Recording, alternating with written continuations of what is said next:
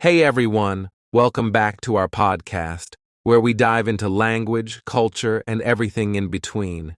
Today's topic is something special: weddings. Whether you're planning your own, have been to a few, or just enjoy a good love story, weddings are such a big part of life in so many cultures. That's right. But weddings in Anglo culture come with their own unique traditions and vocabulary. If you've ever been to an Anglo wedding, you know that from the bride and groom to the best man and bridesmaids, there's a lot to take in. Exactly. And beyond the words, there's so much history, humor, and meaning in these ceremonies. So today, we're giving you a crash course in wedding vocabulary and sharing some of the quirks and fun traditions you might see at an Anglo wedding. So get ready to learn about everything from walking down the aisle to the moment where they tie the knot. By the end, you'll know just what to expect, or at least what people are talking about if you ever get invited to one. All right, let's get started and have some fun with this. Here's to weddings, love, and a little laughter along the way. Let's jump into some key wedding vocabulary. Weddings have their own language, and if you're not familiar with it, things can get a bit confusing. So, let's start with the basics. Sophia, want to kick us off? Sure. First, we have the bride and groom. The bride is the woman getting married, and the groom is the man. It's pretty straightforward, but these two words are essential. Right. And of course, we can't forget the bridesmaids and groomsmen. Bridesmaids are the bride's close friends or family members who help her out on her big day, and groomsmen do the same for the groom. The main ones are called the maid of honor for the bride and the best man for the groom. Exactly. Another big part of the ceremony is the aisle. That's the pathway the bride walks down, usually with her father or another close family member, to meet the groom at the front. And let's not forget the word vows. Vows are the promises the bride and groom make to each other during the ceremony. This is one of the most emotional parts of the wedding, and a lot of people write their own. Yes, it's really sweet. Then, at the end of the ceremony, they're announced as husband and wife, and people often say they've tied the knot. It's just a fun phrase that means they're officially married. Another big one is the reception. That's the party after the ceremony where everyone celebrates, eats, dances, and gives toasts to the new couple. And speaking of toasts, a toast is when someone raises their glass and says a few words in honor of the couple. It's a lovely tradition and usually includes some heartfelt and sometimes funny stories. All right, now that we have the basics down, let's dive into some vocabulary you'll hear during the actual ceremony. There's a whole set of terms unique to this part of the wedding. Yes, definitely. Let's start with officiant. The officiant is the person who leads the ceremony and has the authority to marry the couple. Depending on the culture or religion, the officiant could be a priest, minister, rabbi, or even a judge. And during the ceremony, you'll often hear about rings or wedding bands. These are the circular pieces of jewelry exchanged by the couple to symbolize their commitment. The circle of the ring is said to represent eternity, no beginning and no end. Beautiful symbolism. Then, we have the altar. The altar is the place at the front of the ceremony where the bride and groom stand, often decorated with flowers or an archway. Traditionally, it's where the officiant, bride, and groom all meet. Exactly. And there's also something called the processional. This is the formal entrance of the wedding party.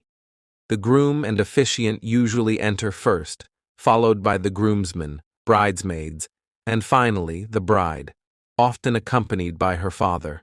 Right. Then there's the recessional, which happens at the end of the ceremony.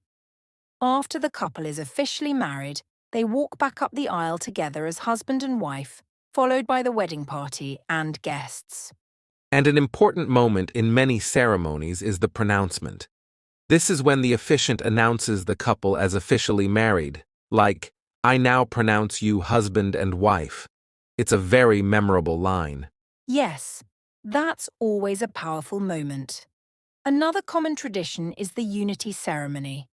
This can take many forms, like lighting a candle together, tying a knot, or pouring sand into a single container. The unity ceremony symbolizes the joining of two lives into one. And finally, there's the famous line, "You may now kiss the bride." This is usually the last part of the ceremony, when the couple shares their first kiss as a married couple. It's often met with applause and excitement from guests. Great. So, just to recap, we have officiant, rings, altar, processional, recessional, pronouncement, unity ceremony, and kiss the bride. Each of these plays an important role in a wedding ceremony. That's right. Now that we know these terms, we can understand the sequence and meaning behind many parts of a wedding ceremony. All right, Sophia, let's shift our focus a bit and talk about some unique cultural elements that make Anglo weddings special. Great idea. One of the first things that comes to mind is the tradition of the white wedding dress. In Anglo culture, it's very common for the bride to wear a white dress. This tradition is said to symbolize purity and has been popular since Queen Victoria wore a white gown for her wedding in the 1800s. That's true. And sticking with attire, there's also the famous tradition of something old, something new, something borrowed, something blue. Each item represents good luck for the bride in a different way. Old connects to the bride's past. New symbolizes optimism for the future. Borrowed reminds her of the support from family and friends. And blue is meant to represent fidelity and love. Right. And there's often a bridal party. The bride usually has bridesmaids, and the groom has groomsmen. The maid of honor and best man play special roles, like giving speeches, helping with wedding planning, and supporting the couple throughout the day. Another fun cultural element is the ring bearer and the flower girl. In Anglo weddings, young children often have the honor of carrying the rings down the aisle or spreading flower petals before the bride enters. It's adorable and adds a sense of innocence and joy to the ceremony. And we can't forget the vows. In Anglo weddings, the couple often writes or recites vows, which are promises they make to each other. Sometimes they're traditional, but a lot of couples write personal vows to make the moment more intimate.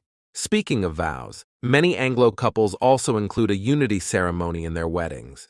This can be lighting a single candle together, mixing two colors of sand, or even tying a ribbon in a knot.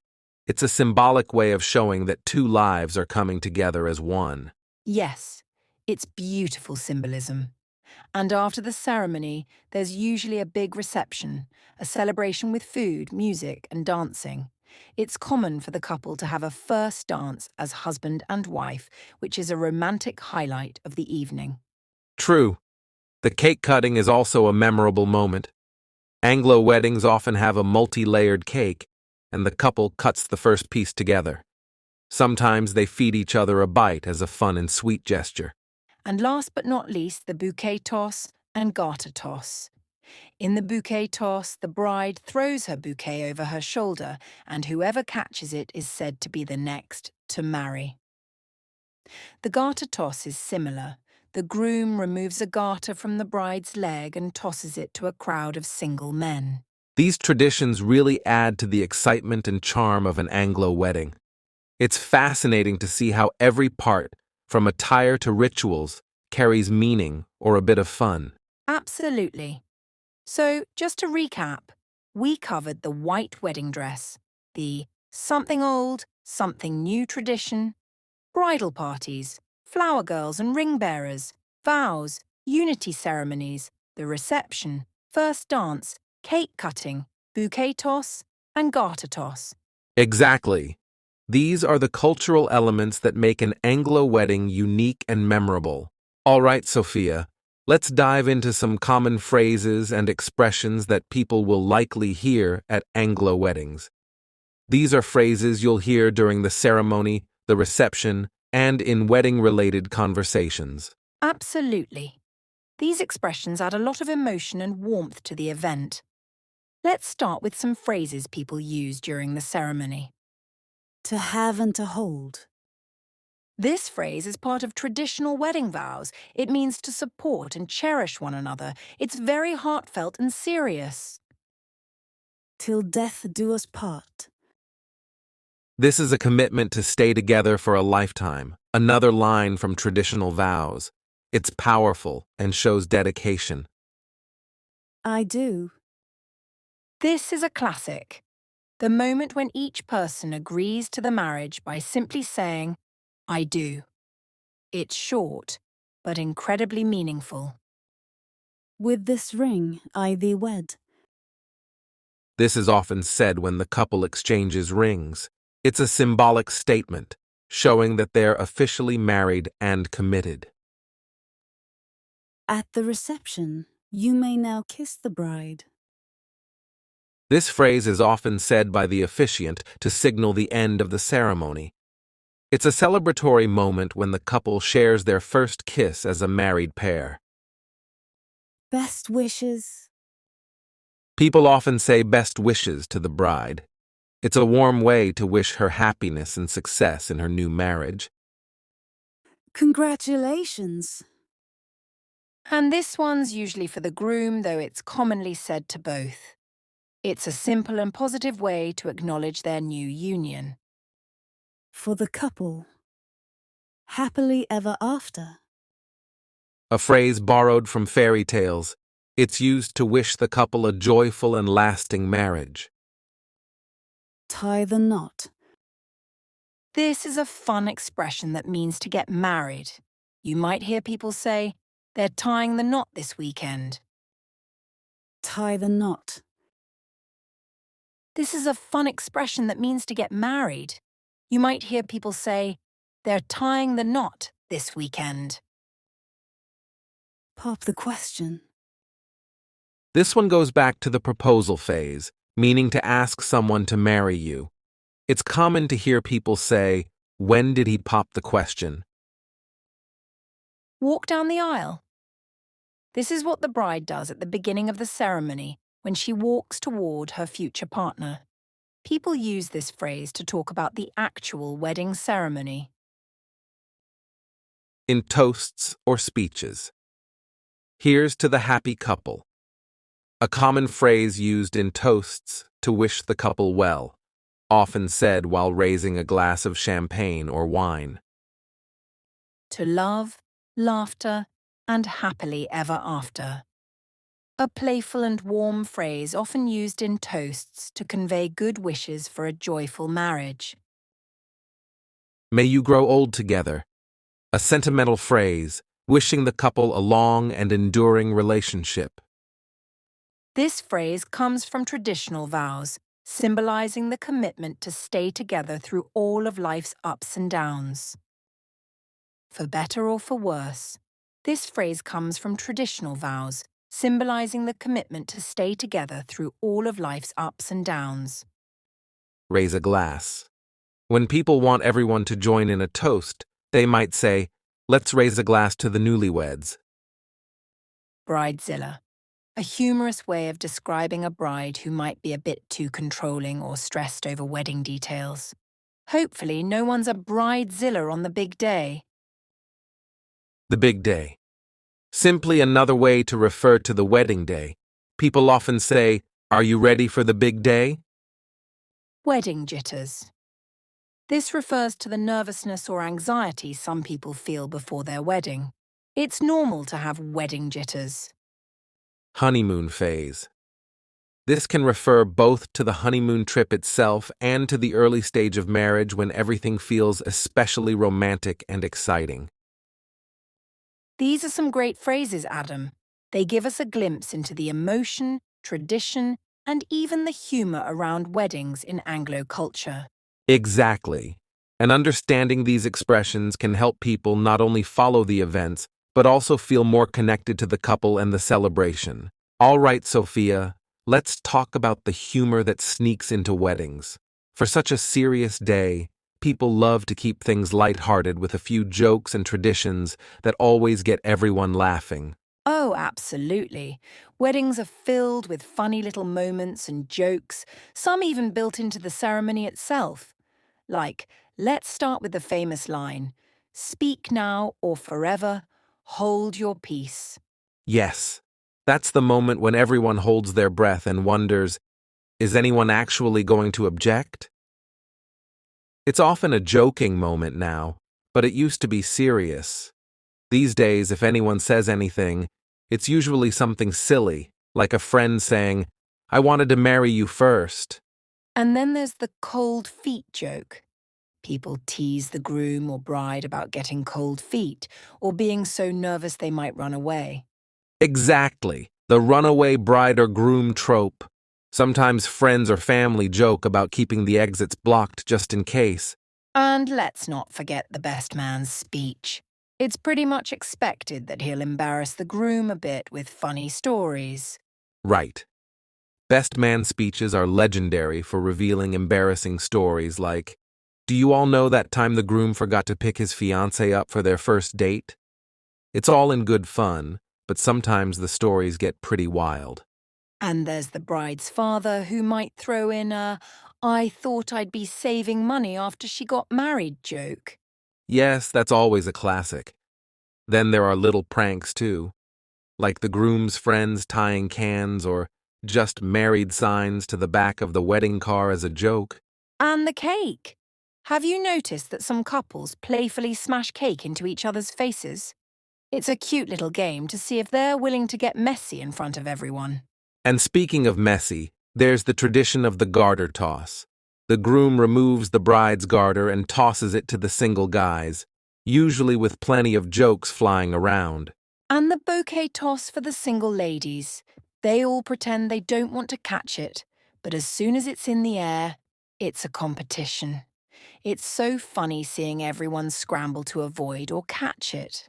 And then we have funny vows, where couples add lines like, "I promise to always let you have the last slice of pizza," or "I vow to tolerate your love for reality TV."